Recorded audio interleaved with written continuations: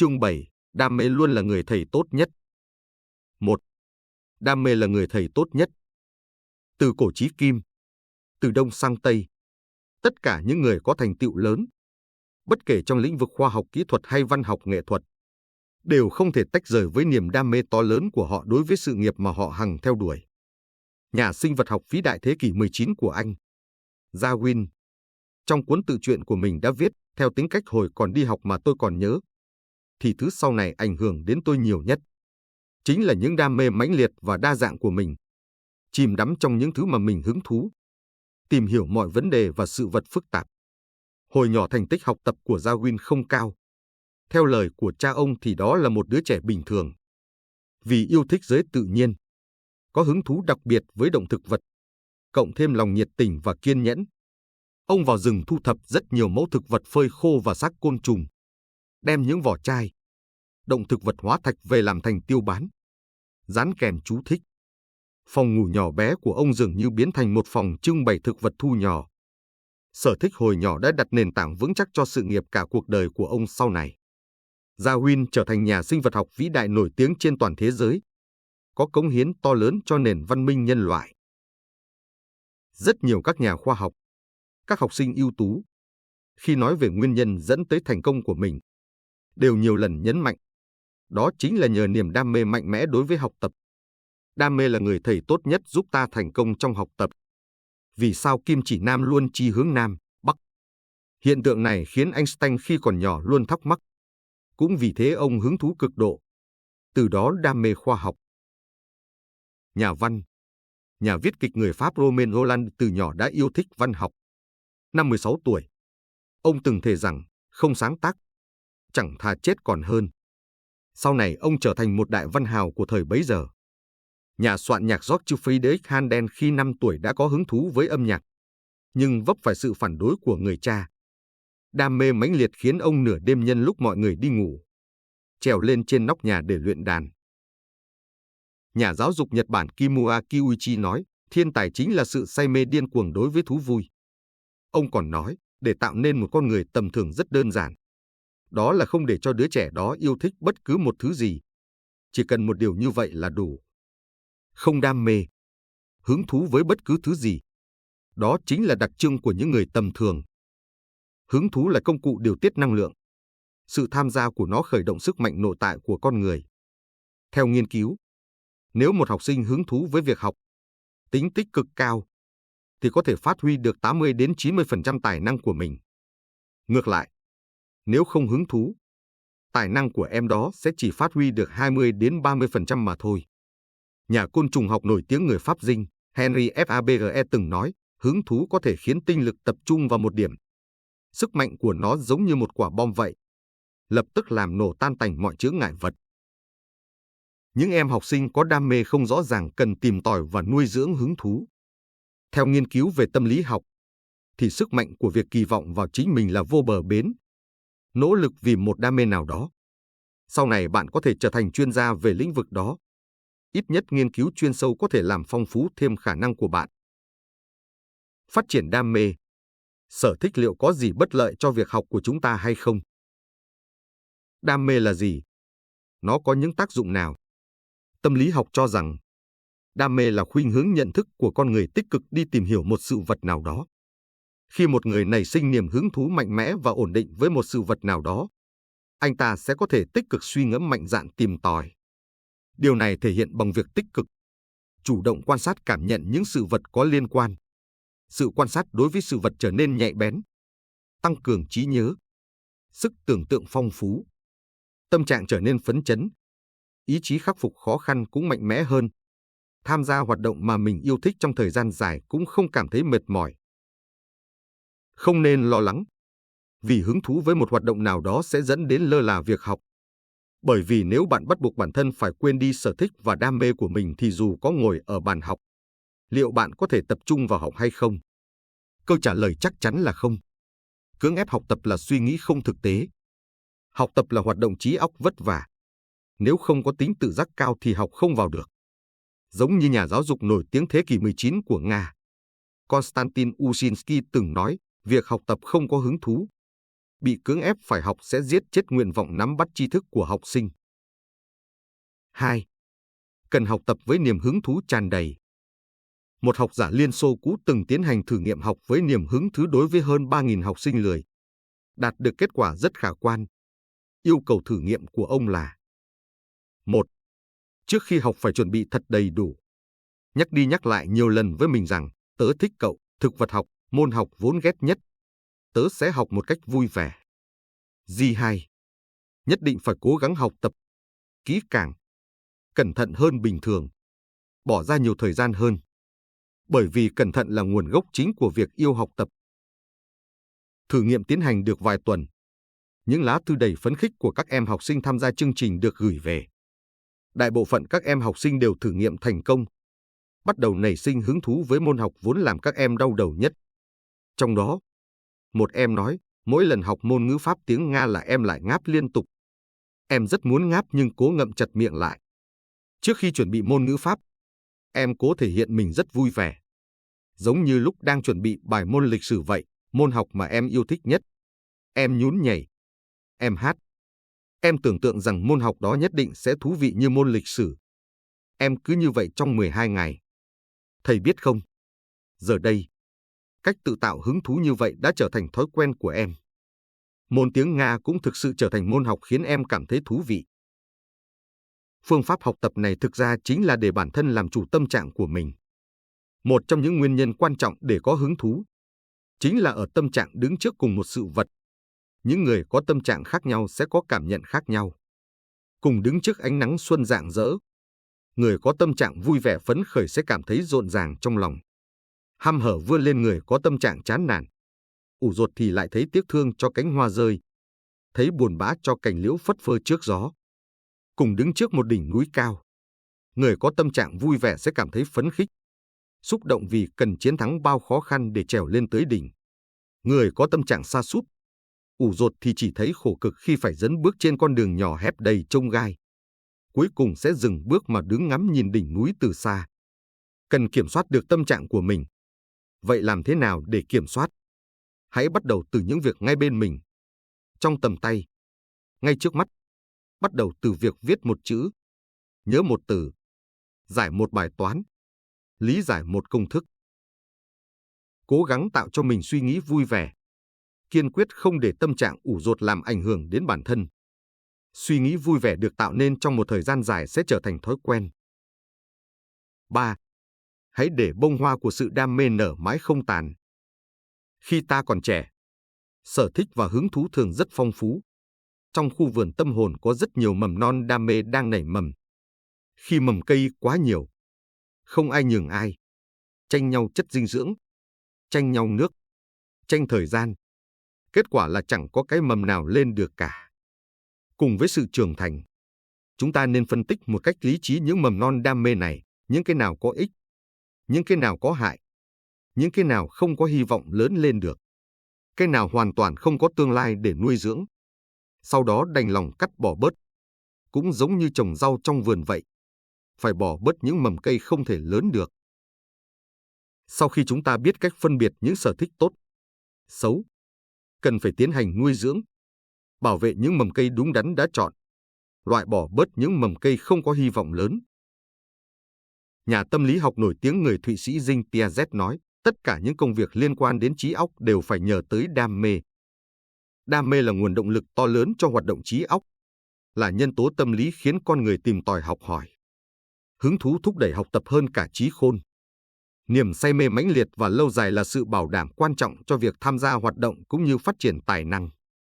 Nhà giáo dục Spencer cũng nói, nếu đam mê và nhiệt tình ngay từ đầu đã được phát triển thuận lợi thì đại đa số chúng ta sẽ trở thành anh tài hoặc thiên tài. Các bạn nhỏ trên toàn thế giới chắc hẳn đều biết chuột Mickey và vịt Donald. Hai nhân vật sinh động, đáng yêu này do một người Mỹ, Walt Disney sáng tạo ra. Cậu bé con nhà nghèo Warner không những tạo ra hàng loạt những nhân vật hoạt hình mà còn tạo ra khu vui chơi giải trí Disneyland nổi tiếng. Tất cả những sáng tạo phi thường này đều bắt nguồn từ đầu óc thiên tài, sự lao động cần cù và nỗ lực không ngừng của Disney. Nhưng quan trọng hơn cả chính là niềm say mê bất tận của ông đối với thế giới tươi đẹp. Năm 1901, Disney chào đời. Tuy nhà rất nghèo nhưng cậu bé Disney có một tuổi thơ rất vui vẻ. Cậu lớn lên ở một nông trại rộng lớn và lúc nào cũng đầy hứng thú với các loài cây trong rừng. Với các loài động vật thì cậu lại càng thấy hiếu kỳ. Hàng ngày cậu bé đều chạy vào rừng ngắm nhìn thỏ, sóc, gấu mèo Mỹ.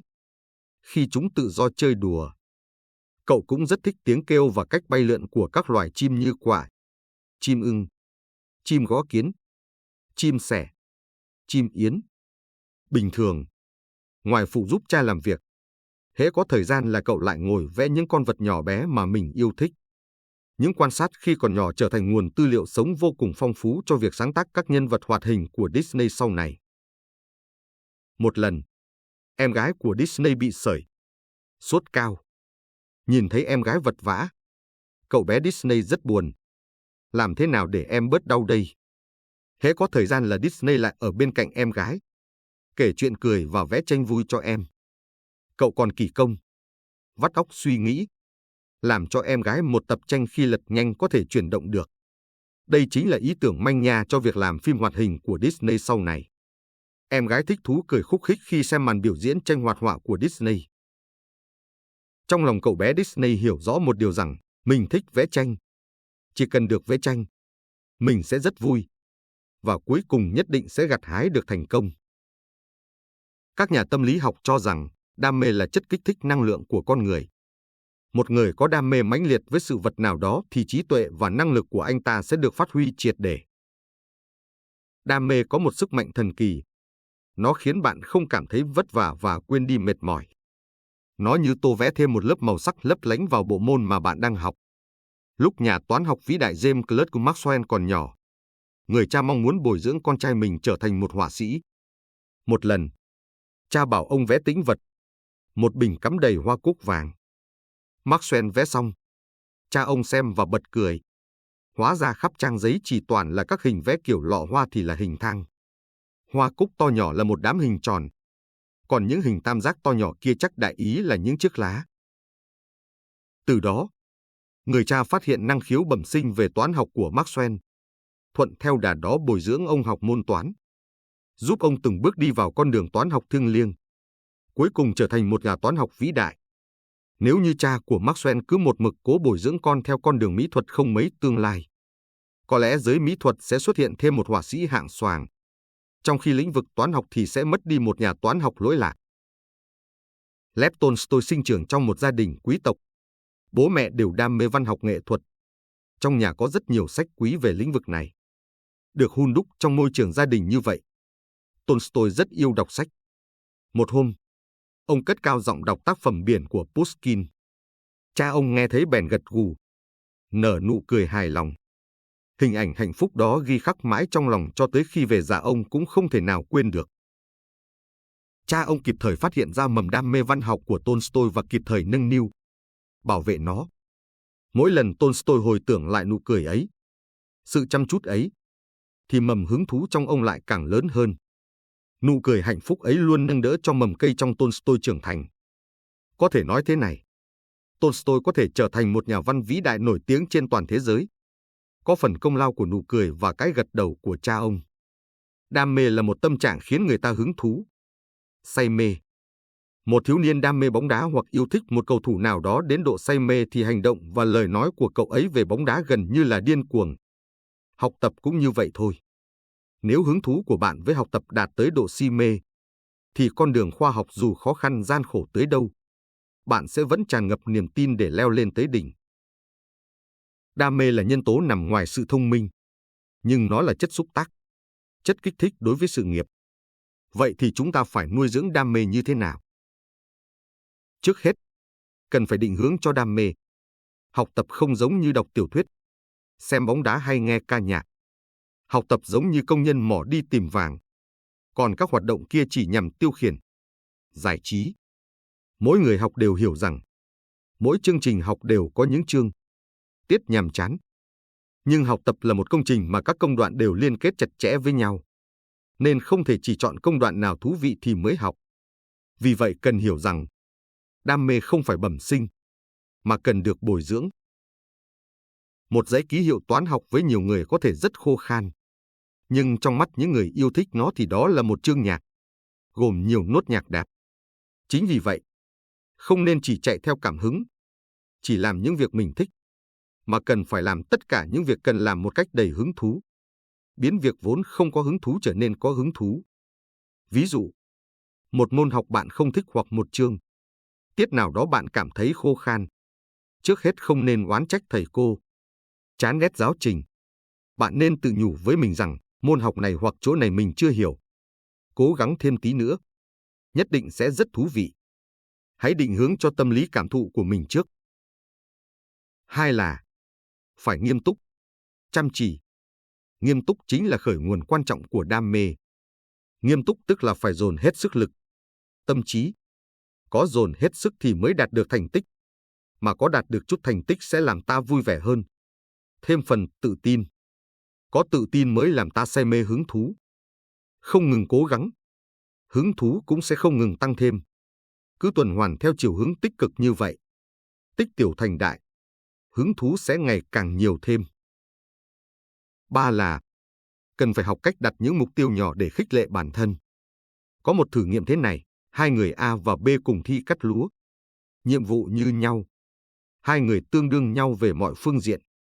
Chỉ có điều khi bắt đầu thi, bên A trọng tài cứ cách vài mét lại cắm một ngọn cờ nhỏ, còn bên B thì không có. Kết quả, A thắng, B thua. Ngược lại, khi bên B có cắm cờ, bên A không có, thì kết quả B thắng, A thua. Thử nghiệm này cho thấy, cứ hô khẩu hiệu suông, kiểu như tôi phải thành tài, tôi phải thi đậu vào trường đại học tốt nhất, thì chẳng có tác dụng gì hết.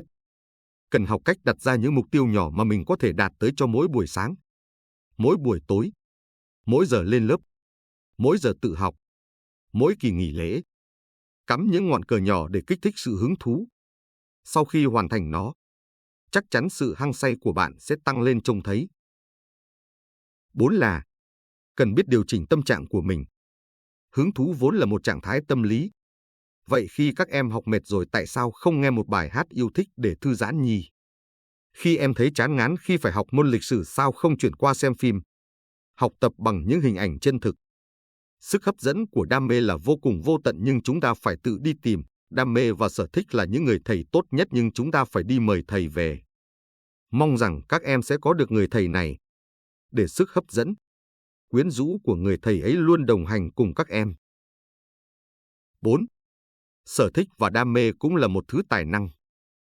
Vua xe hơi nổi tiếng Henry Ford là một trong những tỷ phú của 10 ngành lớn nhất nước Mỹ. Ông sinh ngày 30 tháng 7 năm 1863 tại Dearborn, tiểu bang Michigan. Cha ông, William Ford và mẹ ông, bà Mary đều là những người vô cùng chịu khó và mạnh mẽ. Họ tôn trọng và nuôi dưỡng đam mê mày mò máy móc của con trai. Cuối cùng đã đào tạo ra một ông vua xe hơi. Henry Ford từ nhỏ luôn tràn đầy năng lượng. Mẹ ông đã giáo dục ông từ rất sớm. Ford có trí nhớ khá tốt nhưng lại thiếu sự kiên trì. Mẹ nắm tay Ford và dạy cậu viết chữ.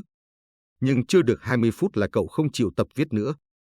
Với cậu con trai hiếu động, người bố không được nhẫn nại như vậy. Cách giáo dục của ông là những nắm đấm và cái tát. Để quản được con trai, khi Henry mới 7 tuổi, bố cho cậu vào học trường của người Scotland mở ở khu khai hoang. Ở trường, thành tích môn toán của Ford luôn đứng đầu. Các môn học khác thì bình thường. Ngoài ra cậu đặc biệt hứng thú với các loại máy móc. Đó là một ngày mùa đông. Gió bắc thổi heo hút. Henry và bố đón tàu hỏa để đi tới Detroit cách đó 8 dặm. Ở ga tàu, lần đầu tiên trong đời Henry nhìn thấy đầu máy xe lửa. Vật kỳ lạ đồ sộ này khiến cậu thấy vô cùng kinh ngạc và có hứng thú đặc biệt với nó. Vị trưởng tàu tốt bụng đã cho phép cậu vào buồng lái và khởi động đầu tàu. Thỏa mãn trí tò mò của Henry. Trong lòng đầy hứng khởi, cậu ngồi trên ghế lái, bấm còi hơi tu tu liên hồi. Về nhà rồi, cậu phấn chấn đến nỗi cả đêm không chợp mắt được. Sáng sớm hôm sau, cậu giấu mẹ lấy trộm 2 ấm nước, một cái chứa đầy than đỏ hồng, cái còn lại chứa đầy nước mới đun sôi. Rồi vào phòng chứa đồ lấy ra chiếc xe trượt tuyết, để 2 ấm nước lên trên xe trượt. Cậu vừa trượt xe trên đất vừa hô lớn, "Ê, Đầu tàu đây, đầu tàu đây. Cậu đắm chìm trong niềm vui và rất tự hào về phát minh của mình. Trong phòng ngủ, Henry có giấu 7 loại vũ khí bí mật. Đó là máy khoan, cái rũa, búa sắt, đinh tán, cưa, bu lông và đai ốc mũ. Henry lúc nào cũng hiếu kỳ với tất cả các loại máy móc. Cậu không chỉ nghiên cứu xe lửa, còn mày mò tìm hiểu đồng hồ. Chỉ ước được tháo tất cả đồng hồ trên thế giới này ra coi. Kẻ phá hoại điên cuồng này khiến cả nhà lúc nào cũng phải cảnh giác cao độ. Hễ thấy Henry về nhà là vội vàng đem tất cả đồng hồ giấu đi sạch trơn. Nếu không những chiếc đồng hồ đắt đỏ, thiết kế cầu kỳ đẹp mắt ấy chẳng mấy chốc sẽ bị ngũ mã phân thây. Gia đình Henry nuôi các loài vật như bò, ngựa, gà, dê, gà Tây. Ban đầu, cha bắt Henry phải coi sóc lũ gia cầm, gia súc này. Nhưng tất cả hứng thú Henry đều dành hết cho đồng hồ. Cha đã từng trách mắng Henry nhưng ông cũng nhận ra rằng con trai mình có ham muốn tìm tòi mãnh liệt, có tinh thần ham học hỏi không biết chán, còn có năng lực nhận biết trời phú. Đó mới là điều mà những đứa trẻ khác khó lòng có được. Ông ủng hộ con, còn đặc biệt tặng cho Henry chiếc đồng hồ Kesa quý giá. Năm Henry 13 tuổi, cậu cùng cha đi xe ngựa tới làng bên cạnh, đột nhiên trước mặt xuất hiện một vật lạ rất to phát ra tiếng nổ lớn, rồi xịt khói vào mặt cậu. Đó là một chiếc xe hơi nước. Bánh trước làm bằng sắt rất to, giống như chiếc chiến xa cuốn một sợi xích sắt to. Phía trên bánh trước có một cái nồi hơi lớn. Trên nồi hơi có một rãnh nước chạy ngang. Phía trên còn có mui chùm. Bánh sau còn cao hơn cả Henry nữa. Phía sau kéo theo một cái xe rơ móc chở đầy vôi. Henry lập tức có hứng thú mạnh mẽ với xe ô tô chạy bằng hơi nước này. Cậu lại dành hết tâm trí vào việc nghiên cứu nó. Một ngày, Henry tự nhiên bỏ nhà ra đi. Năm ấy cậu vừa tròn 16 tuổi. Người Mỹ rất sùng bái những người làm nên sự nghiệp từ bàn tay trắng. Phấn đấu không ngừng nghỉ. Henry muốn gây dựng sự nghiệp từ con số 0. Cậu một mình tới Detroit, làm nhân viên học việc trong một xưởng sửa xe ở Michigan. Thủ lao $1,1 một tuần. Nhưng đi làm được 6 ngày thì cậu bị cho thôi việc. Không phải vì lười nhác hay đánh lộn mà vì cậu có thể quá dễ dàng sửa được những máy móc mà những người thợ lâu năm cũng phải bó tay. Điều này khiến những người thợ kia rất tức giận. Người Mỹ cũng biết đố kỵ đấy chứ. Bố nghe tin con trai bị đuổi việc liền tức tốc tới Detroit, giới thiệu Henry tới nhà máy sản xuất đồng thau của một người bạn. Nhưng làm được 6 tháng thì cậu chủ động xin nghỉ, bởi cậu thấy không thể học hỏi thêm điều gì ở nơi này nữa. Lần thứ 3, Henry làm việc cho một xưởng sửa chữa tàu thuyền ở Detroit. Tiền lương ở đây chỉ có $2 một tuần mà giá thuê phòng và ăn uống lên tới $3,5. Nhưng ở đây có thể học hỏi được nhiều kỹ thuật, nên cuối cùng Henry vẫn quyết định ở lại. Cũng vì thế mà Henry phải hết sức tằn tiện trong chi tiêu. Ngoài ra còn phải đi làm thêm khắp nơi. Khi làm việc tại xưởng chữa tàu, Henry đặc biệt hứng thú với động cơ hơi nước đốt trong. 2 năm sau, khi đã nắm bắt hết những kỹ thuật cần học, không còn thứ gì mới mẻ nữa, Henry quyết định SH Payford, TM Aroni, VID nghỉ việc ở nhà máy đóng tàu. Lúc này có ông John ở nhà máy gỗ Dearborn mua một động cơ chạy hơi nước rất đắt tiền, nhưng không sao khởi động được. Đây là một động cơ hơi nước kiểu cơ động do công ty Westinghouse sản xuất. Kích cỡ của nó gần giống như chiếc xe hơi mà Henry đã thấy trước đây. Trên 4 bánh xe có lắp đặt nồi hơi hình ống tròn. Trên còn có ống khói. Henry, cậu biết máy này chứ hả? John bày tỏ ý định, hỏi Henry một cách đầy mong chờ. Mắt nhìn cái vật lạ to đùng nằm đó, con người vốn cậy tài kiêu ngạo như Henry bỗng thấy mất tự tin. Nhưng lòng tự trọng cao và ý chí quyết tiến không lùi khiến cậu không thể chùn bước. Cậu quyết định thử một phen. Với tâm trạng thấp thỏm, Henry đọc rất kỹ hướng dẫn sử dụng, đồng thời thử khởi động máy. Không ngờ lại khởi động thành công. John đưa ra mức thủ lao $3 một ngày, mời Henry về làm việc. Đó là mức lương rất cao ở Dearborn lúc bấy giờ. Đồng thời công việc này cũng rất thú vị nên Henry vui vẻ nhận lời. 3 tháng sau, Henry từ bỏ công việc ở xưởng gỗ. Lần này thì không phải bởi lương thấp, mà vì môi trường công nghiệp ở Detroit hấp dẫn cậu. Henry muốn tự lập nghiệp. Cậu không muốn vì mức lương cao mà cứ ôm lấy một cái máy trong một thời gian dài. Cậu tới Westinghouse giữ chức vụ nhân viên thao tác mẫu động cơ di động. Ở đây, Henry học được rất nhiều kiến thức về động cơ hơi nước. Cuối cùng, vào năm 1896, ông thử chế tạo ra chiếc xe hơi Ford động cơ đốt trong 4 xi lanh đầu tiên. 3 năm sau, Henry thành lập công ty riêng của mình. Năm 1903, ông sáng lập ra công ty xe hơi Ford. Năm 1906, dòng xe N do ông tự thiết kế chế tạo được đưa vào sản xuất. Năm 1908, dòng ô tô con T ra đời và gặt hái được thành công to lớn. Sau này, xe Ford không những chiếm lĩnh thị trường Âu Mỹ, mà còn hướng ra thị trường trên toàn thế giới. Henry Ford từng đứng vào hàng ngũ các ông chủ về sản xuất xe hơi, trở thành vua xe hơi nổi tiếng của nước Mỹ. Có thể thấy rằng, nuôi dưỡng sở thích và đam mê chính là bồi dưỡng năng lực của chúng ta. Khi sở thích và đam mê của chúng ta ngày càng mãnh liệt, thì năng lực của chúng ta cũng được cùng lúc nâng cao. Điều này chắc chắn sẽ là một sự trợ giúp rất tốt cho sự thành công của chúng ta sau này. Bức thư Nuôi dưỡng đam mê chính là cách trợ giúp cho sự thành công. Thư gửi con trai của học giả nổi tiếng Napoleon Hill. Con trai yêu quý, con đã nhận ra rằng nuôi dưỡng đam mê khiến con cảm thấy vui vẻ hơn thì cũng đừng lo đam mê sẽ làm ảnh hưởng tới việc học hành. Bất cứ việc học nào, để đạt được thành tích cao đều cần có hứng thú. Nếu thiếu đi sở thích, đam mê, con chỉ thấy trống rỗng và buồn phiền. Một người có niềm đam mê đúng đắn, cuộc sống của anh ta sẽ luôn đầy ắp điều vui vẻ, không chờ mà nó tự đến, khiến con người luôn luôn sảng khoái. Nhà bác học nổi tiếng Darwin, khi còn nhỏ cũng giống những đứa trẻ bình thường khác, không có gì đặc biệt như thiên tài cả. Nhưng từ lúc 7 tuổi, ông thích sưu tập những thực vật phơi khô và xác côn trùng. Ông thu thập nhiều thứ linh tinh khác như tiền xu, con dấu, vỏ chai, sò và hóa thạch. Ông còn có sở thích ở nhà tự làm thí nghiệm hóa học.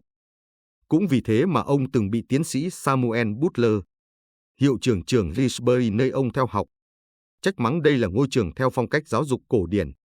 Tiến sĩ Butler từng cảnh cáo ông, nếu vẫn còn nghịch những thứ không liên quan đến học tập như thế, tôi sẽ đuổi cậu ra khỏi trường. Nhưng cha của Darwin, Robert Darwin lại ủng hộ sở thích và đam mê của con trai. Ông giao cho cậu một túp lều nhỏ trong khu vườn nhà mình để làm thí nghiệm hóa học. Năm Darwin 8 tuổi, mẹ ông mất.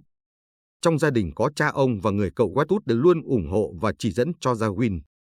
Năm 10 tuổi, cha đồng ý cho Darwin theo thầy giáo và mấy người bạn học đi nghỉ 3 tuần ở bờ biển Wales.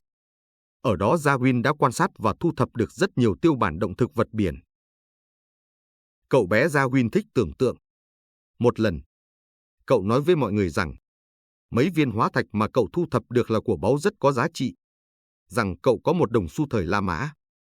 Mọi người cho rằng cậu đang hình thành một thói quen tệ nhất, đó là nói dối. Nhưng cha cậu lại không cấm cản con. Ông cho rằng điều đó chứng tỏ thằng bé có trí tưởng tượng rất phong phú. Đây rất có thể là một tài năng. Một ngày nào đó, nó sẽ dùng thứ tài năng này vào việc có ích. Cậu của Darwin, Wedgwood lại động viên Darwin ghi chép lại tất cả những gì mà cậu quan sát được. Với mỗi một tiêu bản, Darwin đều ghi chép cẩn thận. Có lúc còn vẽ thêm tranh minh họa. Nhưng cậu Wedgwood yêu cầu cao hơn thế. Ông nói với Darwin, cháu hãy coi mình như một họa sĩ. Nhưng cháu dùng ngôn ngữ chứ không phải bút vẽ và màu sắc. Khi cháu miêu tả một loại hoa, một loại bướm hay thậm chí là một loại rêu, cháu phải làm sao khiến cho người ta lập tức nhận ra vật đó qua lời miêu tả của mình. Để giúp Darwin viết trôi chảy hơn, cha đọc cho cậu nghe nhiều tác phẩm văn học xuất sắc. Ông đọc hết toàn bộ kịch và thơ của Shakespeare, đọc tiểu thuyết của Walter Scott và thi ca của Byron, Coleridge, Shelley, Wordsworth. Nhưng cậu yêu thích nhất là thơ 14 câu của John Milton. Những câu thơ hay, cậu có thể đọc thuộc lòng như cháo chảy. Nhận được sự quan tâm, giúp đỡ của cha và cậu, từ nhỏ Darwin đã hình thành sở thích sưu tập tiêu bản động thực vật và có trí tưởng tượng phong phú, biết cách ghi chép một cách khoa học, nghiêm túc, còn có thể dùng ngôn ngữ hay, chuẩn xác để mô tả những thu hoạch mà mình quan sát được. Tất cả những điều này chính là những điều kiện cần thiết tạo nên thành tựu của ông sau này. Vì có niềm đam mê sâu sắc với giới tự nhiên, trải qua quá trình tìm tòi không mệt mỏi, sau này Darwin đã trở thành một nhà sinh vật học vĩ đại. Chính vì thế, con trai ạ, trong cuộc sống cũng như trong học tập, nếu thiếu đi hai chữ đam mê, tinh thần của con sẽ trở nên u ám vô cùng. Xung quanh con, có rất nhiều bạn đồng trang lứa, có thể vì việc học quá nặng nề, bận rộn, cũng có thể do bố mẹ các bạn ấy hoặc do nhiều nguyên nhân khác mà các bạn phải từ bỏ sở thích của mình. Con trai, con hãy nhớ rằng, đam mê là những vì sao sáng lấp lánh trên bầu trời. Nó sẽ luôn tỏa sáng trong cuộc đời con, giống như những bọt sóng tung lên sảng khoái, trao động theo những làn gió nhẹ. Niềm đam mê đích thực sẽ là sở thích của con trong suốt cuộc đời này. Đam mê là nhiệt huyết của con người khi nhận thức, tìm hiểu một sự vật nào đó, hoặc khuynh hướng yêu thích một sự vật nào đó. Đam mê gắn liền với nhu cầu cũng như tình cảm của con người. Khi con người cảm thấy cần một sự vật nào đó, họ sẽ tìm đủ mọi cách, trực tiếp hoặc gián tiếp, tích cực nhiệt tình tham gia vào hoạt động. Đam mê hứng thú của mỗi người tùy thuộc vào sự giáo dục mà họ được thụ hưởng, hoàn cảnh xã hội và ảnh hưởng của gia đình khác nhau. Đam mê có tốt, có xấu. Những đam mê tốt không những có thể tăng cường chức năng của đại não, nâng cao hiệu suất làm việc mà còn có thể phòng ngừa suy nhược thần kinh. Con người khi tham gia hoạt động mà họ có hứng thú thì có thể làm vừa nhanh vừa tốt, kiên trì trong một thời gian dài cũng không biết mệt mỏi. Đam mê là một dạng tâm lý rất thực tế và mạnh mẽ, có tác dụng vô cùng quan trọng trong học tập cũng như cuộc sống. Khi một người có hứng thú đặc biệt với sự vật hay bộ môn khoa học nào đó, anh ta sẽ chủ động, tích cực tìm tòi học hỏi với một tâm trạng vui vẻ, chứ không bao giờ coi đó là một gánh nặng. Cậu nói, người hiểu biết không bằng người ham học. Người ham học không bằng người lấy học tập làm niềm vui, chính là ý như vậy. Vì thế, động lực học tập tuyệt vời nhất chính là hứng thú, đam mê học hỏi tìm tòi một sự vật nào đó. Con trai yêu quý, con hãy ghi nhớ rằng đam mê là người thầy tốt nhất, sẽ dẫn đường chỉ lối cho con tới thành công. Con trai, nếu con mong muốn trở thành một người có thành tựu to lớn, thì ngay từ lúc này, hãy gieo mầm một cây hoa đam mê trong cuộc đời của con, rồi nó sẽ nở rạng rỡ trên những bước đường đời con đi. Yêu con, cha của con. Phụ lục, danh ngôn 4 phương về học tập. Có 3 thứ quý giá nhất trên đời. Đó là tri thức, lương thực và tình bạn. Ngạn ngữ Myanmar. Hãy đề phòng với người, cả đời, chỉ biết đọc một cuốn sách. Ngạn ngữ Mỹ Latin. Người không biết học hỏi sẽ sống mãi với sự ngu dốt. Ngạn ngữ Đông Phi. Tai không có đáy, có thể lắng nghe từ sáng tới tối. Ngạn ngữ Châu Phi. Ai muốn hiểu nhiều, người đó phải ngủ ít. Ngạn ngữ Armenia. Tri thức giống như nước suối ngầm dưới cát và đá. Càng đào sâu thì nước càng trong. Ngạn ngữ Đan Mạch. Tri thức cần tìm tòi, suy ngẫm nhiều lần. Đất đai cần được thường xuyên cày xới. Ngạn ngữ Nepal. Học tập giống như đánh án xe vượt núi, không tiến tất lùi. Ngạn ngữ Nhật Bản. Suy nghĩ chính là tranh luận với chính mình. Ngạn ngữ Tây Ban Nha. Một lần đào sâu suy nghĩ, hơn trăm lần hành động cẩu thả, qua loa. Ngạn ngữ Nam Tư Cũ. Không có sự học tập gian khổ thì sẽ không có được phát minh dù là đơn giản nhất. Ngạn ngữ Nam Tư Cũ. Trí thông minh có được từ thấy nhiều biết rộng. Ngạn ngữ Ả Rập. Một ngày của người có học còn có giá trị hơn cả đời người kẻ dốt nát, kém cỏi. Phi, ngạn ngữ Ả Rập. Không bao giờ đếm xuể có bao nhiêu hạt đất, không bao giờ vượt hết được biển học bao la. Ngạn ngữ Mông Cổ. Tri thức không có đáy, biển học vô bờ. Ngạn ngữ Mông Cổ. Học vấn cao siêu đến đâu cũng không nên tự hài lòng, sai sót nhỏ đến đâu cũng không nên coi nhẹ. Ngạn ngữ Mông Cổ. Múa kiếm là một chuyện, tác chiến lại là một chuyện khác. Ngạn ngữ Triều Tiên. Tri thức được cất giữ trong đại dương của sự khiêm tốn. Ngạn ngữ Triều Tiên. Nện sắt mới thành được thợ rèn. Ngạn ngữ Pháp. Người không học tập, tư tưởng sẽ bị đình trệ. Ngạn ngữ Pháp. Lần đầu đọc được cuốn sách hay, giống như gặp được người bạn tốt, đọc lại lần nữa cuốn sách hay. giống như được cùng bạn cũ trùng phùng. Ngạn ngữ Pháp. Người không muốn nhìn, còn mù hơn cả người mù. Người không muốn nghe, còn điếc hơn cả người điếc. Ngạn ngữ Pháp. Một cuốn sách dở cũng giống như một người bạn ích xấu, có thể làm hại ta. Lễ. Điều. Ngạn ngữ Anh. Ai chơi bời vô độ, người đó sẽ không có thời gian để học hành. Ngạn ngữ Pháp. Không có thú vui nào hay bằng đọc sách, không có sự thỏa mãn nào lâu dài bằng đọc sách. Ngạn ngữ Anh. Đọc kỹ một trang sách còn hơn đọc qua loa cả cuốn sách. Ngạn ngữ Anh. Đọc sách là để hoàn thiện nhân cách. Ngạn ngữ Anh. Đánh giá một cuốn sách không thể chỉ qua trang bìa. Ngạn ngữ Anh. Sách chí tích chữ mà không đọc thì chẳng khác gì giấy vụn. Ngạn ngữ Anh. Không có cuốn sách nào tính chỉ đọc qua loa mà thu được lợi ích cả. Ngạn ngữ Ý. Một quyển sách dở còn tồi tệ hơn cả một tên cướp. Ngạn ngữ Ý. Đọc những cuốn sách hay giống như đang được đàm đạo với biết bao người thông minh. Ngạn ngữ châu Âu. Tích lũy kiến thức còn hơn là tích góp vàng bạc. Ngạn ngữ châu Âu. Đọc sách không nên tham nhiều, mà phải chịu khó suy ngẫm. Đọc sách như vậy khiến tôi học hỏi được rất nhiều. Jean-Jacques Rousseau. Yêu thích đọc sách có thể biến thời gian trống vắng, vô vị trong cuộc sống thành những phút giây tận hưởng tuyệt vời. Montesquieu. Với tôi, đọc sách là cách tốt nhất để xua tan những muộn phiền trong cuộc sống. Khi ta đọc sách suy ngẫm càng nhiều, ta càng nhận thấy rõ rằng những điều ta biết còn quá ít. Montesquieu. Đọc sách nhiều mà không chịu suy ngẫm thì thấy mình biết được nhiều. Nhưng nếu đọc mà suy ngẫm nhiều thì càng thấy rõ rằng những thứ mình biết được còn quá ít. Voltaire. Đọc sách khiến con người sáng mắt sáng lòng. Voltaire. Những cuốn sách hay, khi đọc chúng thật chẳng khác nào được trò chuyện cùng những nhân vật kiệt xuất của thế giới trong quá khứ. Ken Descartes. Sách là công cụ bồi dưỡng tâm hồn. Victor Hugo. Sách là bạn, tuy không nồng nhiệt nhưng vô cùng trung thực. Victor Hugo. Giáo dục, khoa học, biết cách đọc sách chính là thắp sáng ngọn đuốc. Mỗi âm tiết trong mỗi chữ đều phát ra những đốm lửa. Victor Hugo. Những điều ngu xuẩn dưới tác dụng của việc đọc sách hay hàng ngày, giống như giấy bị đốt trên ngọn lửa, dần dần sẽ biến mất hết. Victor Hugo. Sách là thứ công cụ cải tạo tâm hồn. Thứ mà nhân loại cần là chất dinh dưỡng đầy tính sáng tạo. Đọc sách chính là chất dinh dưỡng đó. Victor Hugo. Học tập có tình yêu thương như của người mẹ.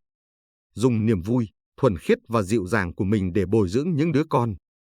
Nếu đòi hỏi thù lao quá mức từ nó, đó sẽ là tội lỗi. Honoré Balzac. Tôi cho rằng mục đích tốt đẹp nhất của cuộc sống và kết quả hạnh phúc nhất của cuộc sống loài người không gì hơn là học tập. Honoré Balzac. Từ xưa đến nay không có ai đọc sách vì phải đọc sách cả. Chỉ có những người tìm hiểu chính mình trong sách, phát hiện mình trong sách, hoặc tự kiểm điểm mình trong sách mà thôi. Romain Rolland. Tính hiếu kỳ là phẩm chất tốt đẹp nhất của mỗi học giả. Marie Curie. Việc học không quan trọng ở chỗ có người dạy cho ta hay không, mà quan trọng nhất là bản thân ta có giác ngộ và kiên trì hay không. Jean-Henri Casimir Fabre. Nhất định không được cam chịu lạc hậu. Hãy cất bước đi. Chỉ cần bước đi, tự nhiên sẽ sinh ra sức mạnh. Jean-Henri Casimir Fabre. Có hai loại người lao động một cách vô ích và cố gắng một cách vô vị. Một loại là những người tích lũy của cải nhưng không đem ra sử dụng, loại kia là người có kiến thức khoa học nhưng không đưa vào ứng dụng. Sadichiari. Học sinh mà không có tính ham tìm tòi học hỏi chẳng khác nào con chim mà không có cánh. Sadichiari. Đọc sách mà không được vận dụng thì những cuốn sách đã đọc cũng giống như giấy vụn mà thôi. George Washington. Người hiếu học chắc chắn sẽ làm nên nghiệp lớn. Abraham Lincoln. Đọc sách là điều dễ dàng, suy nghĩ mới là điều khó. Nhưng nếu thiếu một trong hai điều trên thì hoàn toàn vô dụng. Benjamin Franklin. Nếu một người dốc toàn bộ của cải của mình để đi tìm tri thức, thì những gì tích trữ trong đầu anh ta, không ai có thể lấy đi được. Benjamin Franklin. Về việc đọc sách, số lượng không phải là điều quan trọng nhất. Quan trọng là chất lượng của sách và trình độ suy nghĩ mà nó gợi mở ra. Benjamin Franklin. Cần phải đọc sách nhiều nhưng không nên đọc quá nhiều sách. Benjamin Franklin. Tôi không có tài năng gì đặc biệt, chẳng qua chỉ thích truy cứu vấn đề đến tận cùng mà thôi. Albert Einstein. Học tập phải biết suy nghĩ nữa, suy nghĩ mãi. Chính nhờ dựa vào phương pháp học tập này mà tôi đã trở thành nhà khoa học. Albert Einstein.